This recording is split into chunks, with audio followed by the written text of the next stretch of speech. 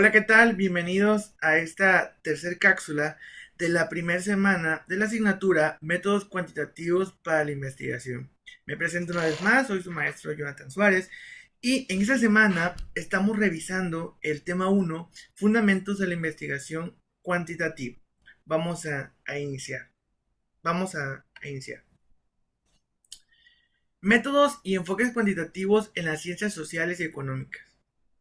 Los métodos y enfoques cuantitativos son estrategias sistemáticas utilizadas para recopilar, medir y analizar datos numéricos relacionados con fenómenos sociales, económicos, educativos y políticos. Su finalidad principal es obtener información objetiva que permite identificar patrones, relaciones, tendencias y posibles explicaciones sobre diferentes problemas de investigación. Es decir, se busca cuantificar y medir todos estos datos. Estos métodos se caracterizan por utilizar estadística, mediciones numéricas, encuestas, análisis matemáticos y bases de datos. A diferencia de los métodos cualitativos que buscan comprender experiencias y significado, los métodos cuantitativos se enfocan principalmente en medir fenómenos y producir resultados verificables. Por ejemplo, medir los niveles de pobreza. Esto lo hemos visto quizá porque en todos los países se hace este tipo de investigaciones en los que se dan los reportes de cómo van los niveles de pobreza, si la pobreza ha disminuido o aumentado en cada periodo de gobierno, o puede ser también por año. También se realiza para medir las tasas de desempleo, estudiar hábitos de consumo, esto también lo pueden hacer las empresas, y evaluar rendimiento académico. Todos estos estudios utilizan datos numéricos para generar conclusiones objetivas. Importancia de los métodos cuantitativos. Los métodos cuantitativos son fundamentales porque permiten tomar decisiones basadas en evidencia. Es decir, hay algo que comprueba que, eh, que la información que tenemos es verídica. Analizar grandes cantidades de información, realizar comparaciones, por ejemplo, en el caso del ejemplo anterior de la pobreza, se pueden comparar los resultados que se han obtenido cada año o en cada periodo de gobierno. Identificar tendencias, elaborar pronósticos o evaluar políticas públicas. Actualmente, gobiernos, universidades, empresas y organismos internacionales utilizan constantemente investigaciones cuantitativas para comprender la realidad social y económica. Principales métodos cuantitativos. Uno de los principales métodos para recolectar información son las encuestas. De hecho, están presentes prácticamente en todas las investigaciones cuantitativas. Las encuestas son el método cuantitativo más utilizado en las ciencias sociales y económicas. Consisten en aplicar cuestionarios a un grupo de personas para recopilar información sobre su opinión, sus comportamientos, características sociales, hábitos o necesidades según el tema que se esté investigando. Cada encuesta se adecua en preguntas, cantidad de preguntas sobre el tema en cuestión. Las encuestas permiten recopilar información masiva, medir opiniones, analizar comportamientos y comparar resultados entre grupos. Ejemplos de encuestas. Hay encuestas nacionales de empleo, hay encuestas, estudios de la pobreza, sondeos electorales. Creo que esa es una de las más populares porque se realiza cada que hay campañas o procesos electorales en cualquier lugar. Los estudios de mercado, esto mayormente lo realizan las empresas para tomar decisiones en cuanto a mercadotecnias y decisiones económicas.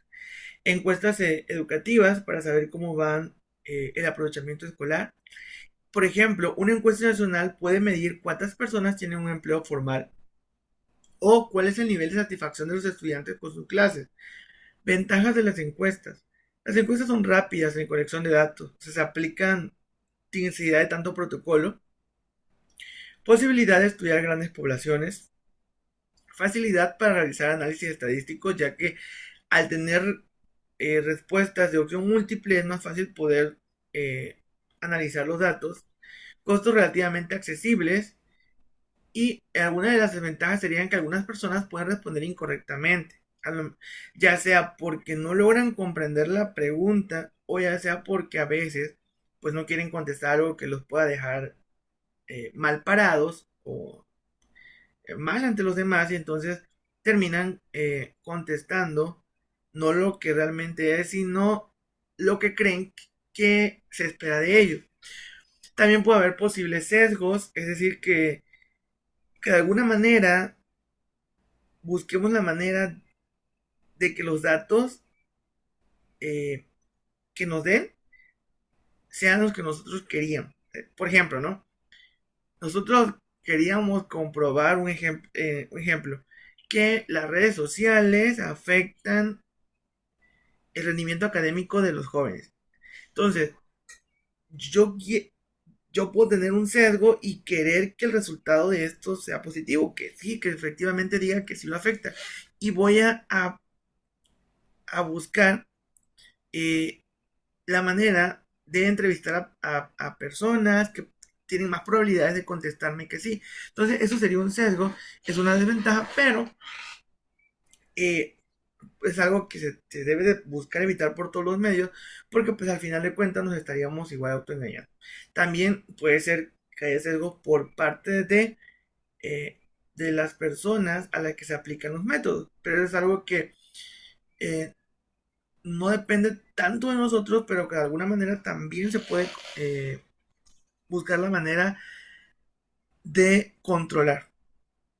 También la dependencia de calidad del cuestionario, es decir, cómo está redactado el cuestionario o la encuesta, que también puede estar cargado para llevar a la persona a que conteste algo eh, que a lo mejor no quería contestar, o podemos reducir las opciones para llevarlo a que tachen la opción que nosotros deseamos o esperamos, ¿no? Entonces, este tipo de sesgo, pues hay que tratar de evitarlo. Luego tenemos estudios longitudinales. Los estudios longitudinales analizan cambios que ocurren a lo largo del tiempo. En este tipo de investigación, las investigaciones observan las mismas personas, grupos o fenómenos durante meses o años para identificar transformaciones y tendencias. Un ejemplo puede ser seguimiento educativo de estudiantes durante varios años, estudios sobre crecimiento infantil o análisis de cambios económicos en familia. Por ejemplo, un investigador puede estudiar cómo evolucionan las habilidades académicas de un grupo de estudiantes desde secundaria hasta universidad. Y esto pues sería un estudio longitudinal y es un estudio largo porque no se puede tener en un año. Si se va a estudiar a la misma población, tendríamos que acompañarlos en todo su proceso de educación básica, educación y educación superior, ¿no? Entonces, el resultado pues va a tardar, la investigación va a ser larga, no solamente aplica en educación, aplica en muchas cosas, por ejemplo, el proceso de las personas puede ser cómo cambian de un nivel de vida a otro, si se mantienen, entonces este tipo de investigaciones pues son un poquito más largas. Características de los estudios longitudinales: seguimiento continuo, observación de cambios, análisis de evolución análisis de evolución temporal y mayor profundidad de resultados. ¿Cuáles son las ventajas? Permite observar procesos de cambios, ayuda a identificar causas y efectos y generan información más completa. La desventaja es que requieren muchísimo tiempo. O sea, realmente imaginemos en el ejemplo que dábamos de seguir a una población estudiantil en todo su proceso escolar. O sea, sería un trabajo bastante complicado. Puede ser muy costoso y existen riesgos de abandono de participantes.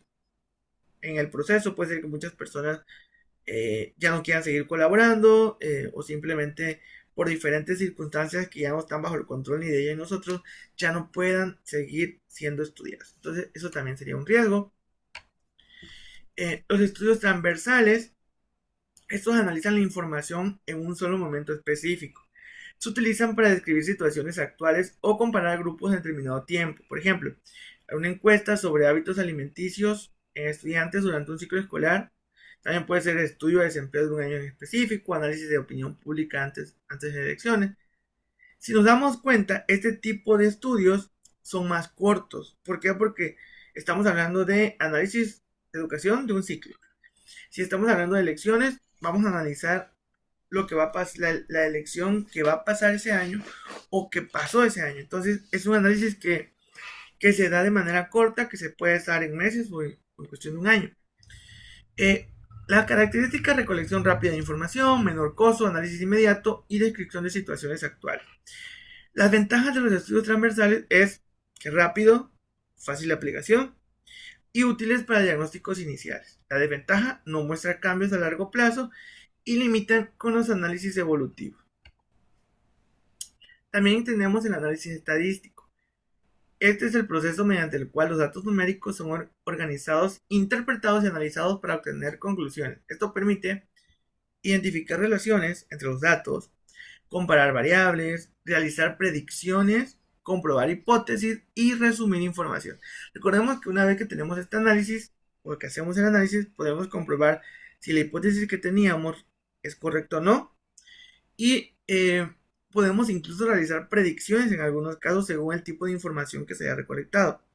Un ejemplo puede ser promedio de calificaciones, tasas de desempleo, porcentaje de pobreza, correlaciones entre variables, gráficos y tablas comparativas.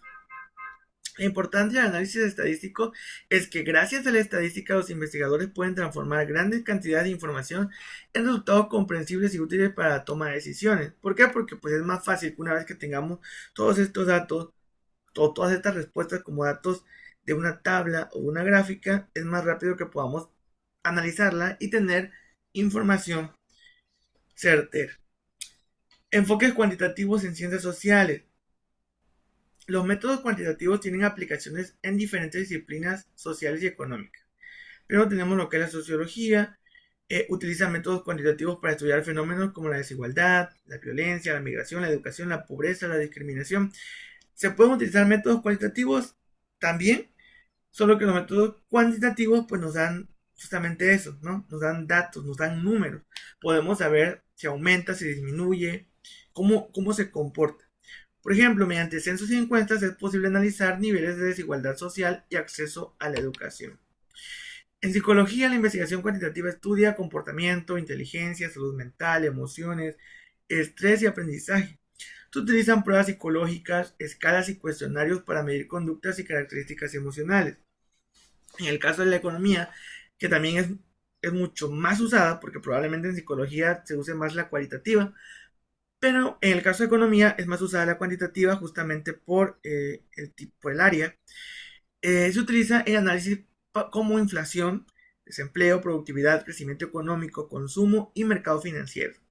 Gran parte de las decisiones económicas de los gobiernos se basan en estadísticas o en este tipo de indicadores. También tenemos en ciencias políticas, se analizan mediante métodos cuantitativos, sobre todo datos como la participación electoral, opinión pública, políticas públicas, preferencias ciudadanas y comportamiento electoral.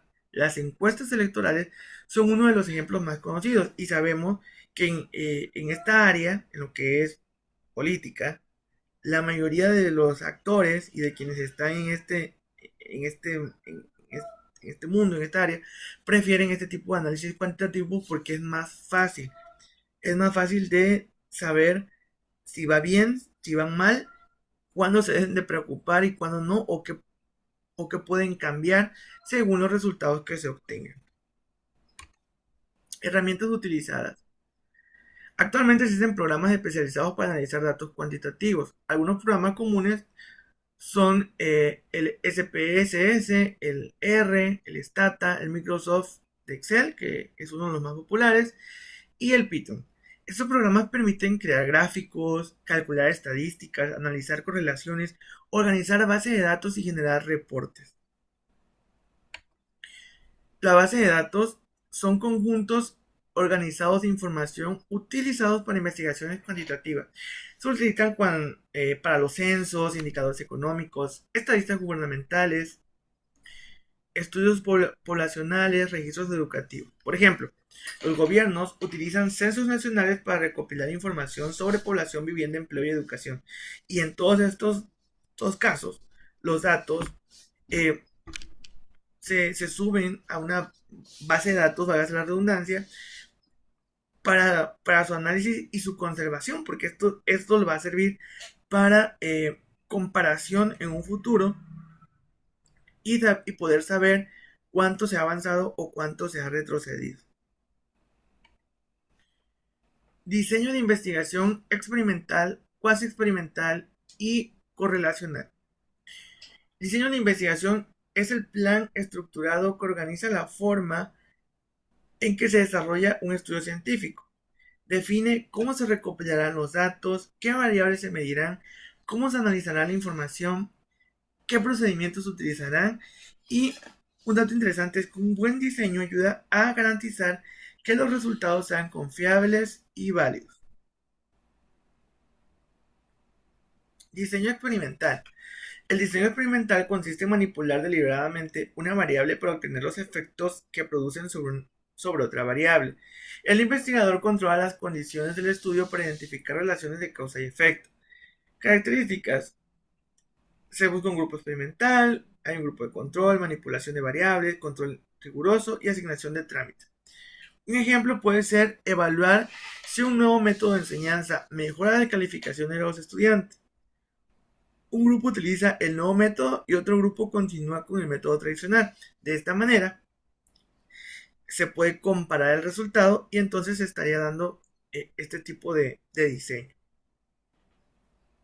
Las ventajas a mayor control permite identificar causalidad, resultados más precisos, alta validez interna. Las desventajas es de difícil aplicación en contextos sociales por cuestiones a veces éticas, problemas éticos, puede ser muy costoso y ambientes poco naturales, ya que estos ambientes pues son forzados, porque está decidiendo cuál va a hacerlo de una manera y cuál lo va a hacer de otra. Entonces, es una investigación un tanto forzada por ahí. También tenemos el diseño cuasi experimental, es similar al diseño experimental, pero no existe una asignación completamente aleatoria de los participantes. Se trabaja con grupos que ya existen. Es decir, en el primero los grupos se forman, en el cuasi experimental los grupos simplemente se encuentran, ¿no? Para su análisis. Características, los grupos previamente formados, hay menor control, aplicación frecuente en educación y mayor flexibilidad. Un ejemplo, comparar dos grupos escolares ya formados para evaluar diferencias en aprendizaje. Es parecido al anterior, solo que acá simplemente se analiza su comportamiento como ya está, y en el anterior se les daba lo que tenían que, con lo que iban a trabajar para ver cuál era el resultado. Las ventajas es más fácil de aplicar, útil en contextos reales, tiene un menor costo. Las desventajas es menor control de variables, resultados menos precisos y posible influencia de factores externos. Tenemos también el diseño correlacional. El diseño correlacional analiza relaciones entre variables sin manipularlas directamente. Busca identificar si existe asociación entre dos o más variables. Características: observacional, identifica asociaciones, no establece casualidad absoluta y utiliza análisis estadístico. Por ejemplo, relación entre estrés y rendimiento académico. Aquí nada más está buscando comparar si sí o no hay una relación. El estudio puede mostrar que estudiantes con mayor estrés tienden a obtener mejores que estudiantes con mayor estrés tienden a obtener menores calificaciones, pero no necesariamente demuestran que el estrés sea la única causa. Es decir, sí hay una correlación, pero no hay manera de comprobar que realmente sea lo único que lo está afectando. Las ventajas: fácil aplicación, útil para estudiar fenómenos sociales, permite analizar múltiples variables, y alguna de las desventajas es que no demuestra causalidad total y puede estar posiblemente influenciado de variables externas. En conclusión, los métodos y enfoques cuantitativos en las ciencias sociales y económicas permiten estudiar fenómenos de manera objetiva mediante el uso de datos numéricos, estadísticas y procedimientos sistemáticos. Herramientas como encuestas, estudios longitudinales, estudios transversales y análisis estadísticos ayudan a comprender problemas relacionados con la educación, la economía, la psicología y la sociedad en general. Gracias a estos métodos, los investigadores pueden identificar patrones, realizar comparaciones y generar información útil para la toma de decisiones en diferentes ámbitos científicos y sociales. Asimismo, los diseños de investigación experimental, cuasi experimental y correlacional ofrecen distintas formas de analizar relaciones entre variables y responder preguntas de investigación según el nivel de control y manipulación requerido. Cada diseño presenta ventajas y limitaciones, por lo que su elección depende del tipo de estudio y de los objetivos del investigador. En la actualidad, el avance tecnológico y el uso de software estadístico ha fortalecido significativamente la investigación cuantitativa, permitiendo desarrollar análisis más precisos y complejos para comprender mejor la realidad social y económica. A continuación muestro la bibliografía utilizada en este material y les agradezco que me hayan podido acompañar. Sé que es un poco extenso todo este tema. Traté de hacerlo, de hacerlo lo más comprensible, pero al mismo tiempo tratando de reducir la información. Este material queda disponible para que ustedes puedan revisarlo. Les deseo muchísimo éxito y nos vemos en la siguiente cápsula.